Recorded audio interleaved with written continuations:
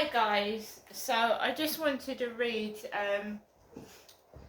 something out of the Daily Mail. First, this is the front page of the Daily Mail this morning, Monday, April the 1st. So 250 needless deaths each week due to agonising waits in A&E. NHS crisis laid bare as Royal College report warns over impact of hospital bed shortages. Right next to King Charles III, who obviously gets private health care for his cancer treatment.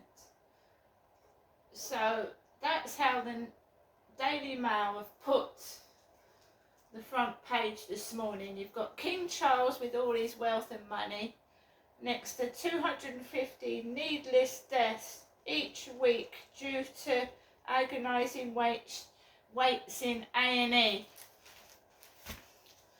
Soaring waits in A&E for hospital beds led to more than 250 needless deaths a week in England last year. That's what happens if you're poor, right? You wait ages in accident and emergency, and some people are dying.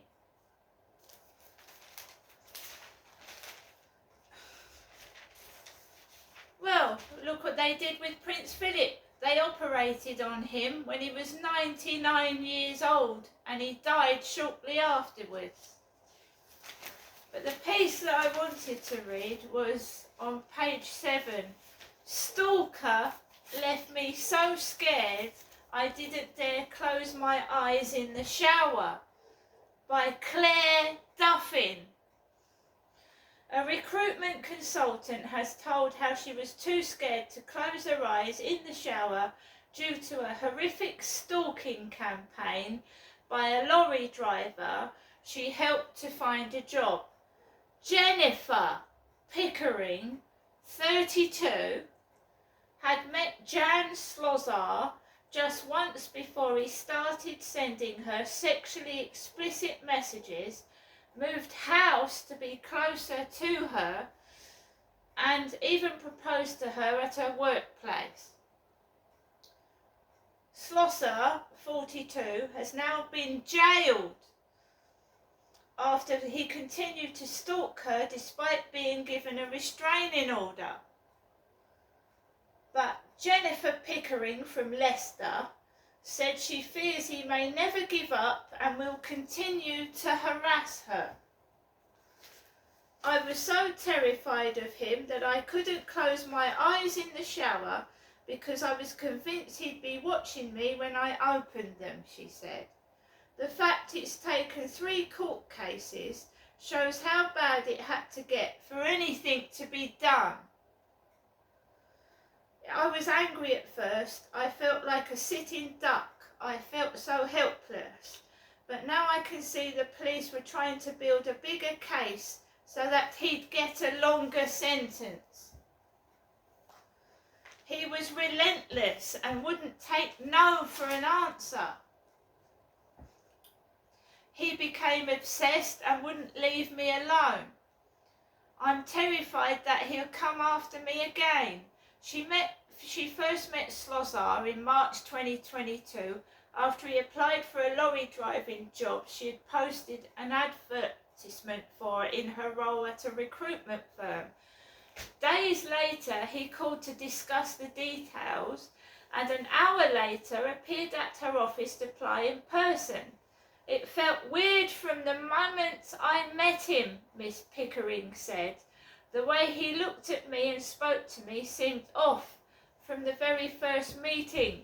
While applying, Slosar took 4 hours to fill out a form that should take 45 minutes. After he'd finished, Miss Pickering put Slosar forward for the job, which he was then offered.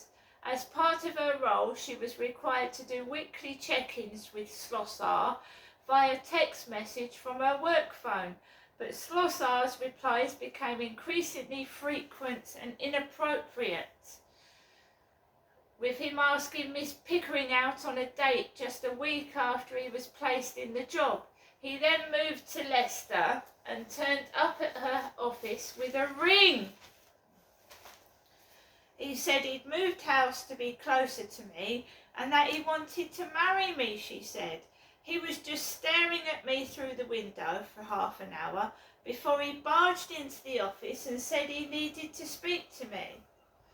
Miss Pickering's colleagues called the police and Slossar was arrested, but he continued to bombard Miss Pickering with sexually explicit messages and videos of him pleasuring himself. He posted videos on Instagram where he told Miss Pickering he loved her and begged her to be with him and have his children. Slossar was given a lifetime restraining order in June 2022 after admitting 2 counts of stalking, but within 2 hours of his release from jail in September, he contacted Miss Pickering again, leading to his arrest and remand.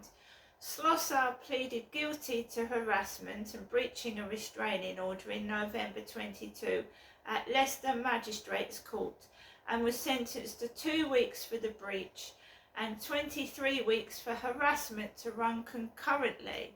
But upon his release, Slossar continued to post videos online addressing Miss Pickering and contacted her via Instagram. He was arrested again and sentenced to 30 months for breach of the restraining order in February. It's been exhausting. I'm constantly on edge, Miss Pickering said. I've never experienced anything so consistently horrific. I realise now my life will never be the same. Detective Constable Josh Evans of Leicestershire Police said, Jennifer has endured 2 horrific years of harassment and stalking by Slossar, which has left her feeling at times extremely fearful. Despite this, the bravery she has shown has been incredible, and I hope with the recent custodial sentence, Jennifer can start to feel safe and lead a normal life again. So, what has happened to me? I think there's more than one stalker. I think there's more than one. I don't think there's just one stalker that I've got. I think there's more than one, or there's a group of them working together. That's what I think. So, we have this guy upstairs that I asked, fairly politely, please can you keep the noise down? It sounds terrible. And you just wonder who it is, it might not be him. And then you've got this guy that appears on the field to me, Crystal. My name isn't Jennifer, by the way, it's Crystal. That appears to me on the Rochester Riverside field. And all I do is, he says to me, how old do you think I am? And I was just being nice.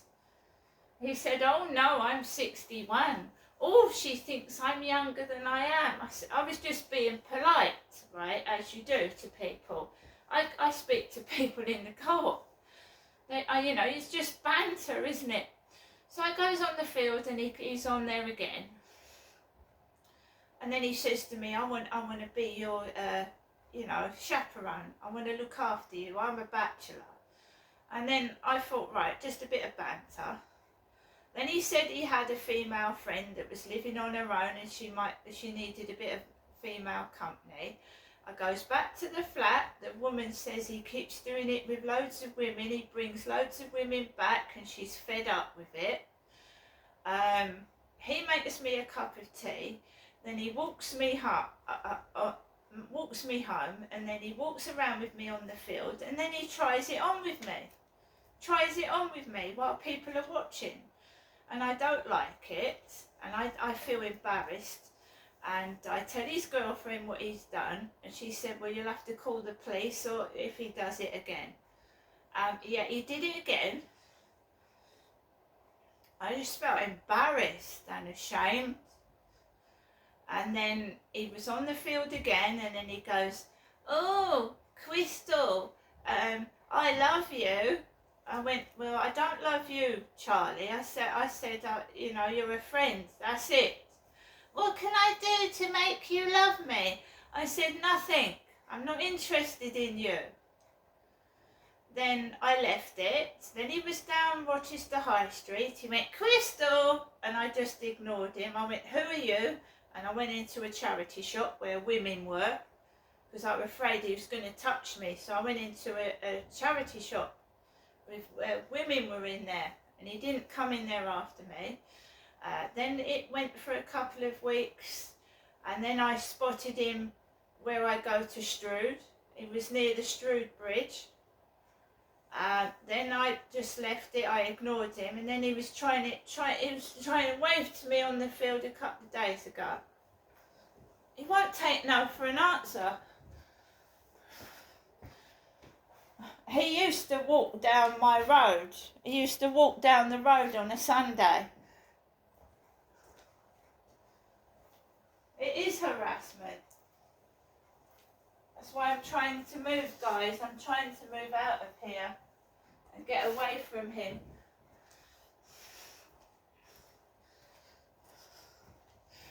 But you know, there was people involved with him as well, because there was builders laughing outside his flat on scaffolding when he was trying to touch me in the bedroom of his flat. So there's other people involved in this stalking, sexual harassment, and I hope they all get caught. See you later.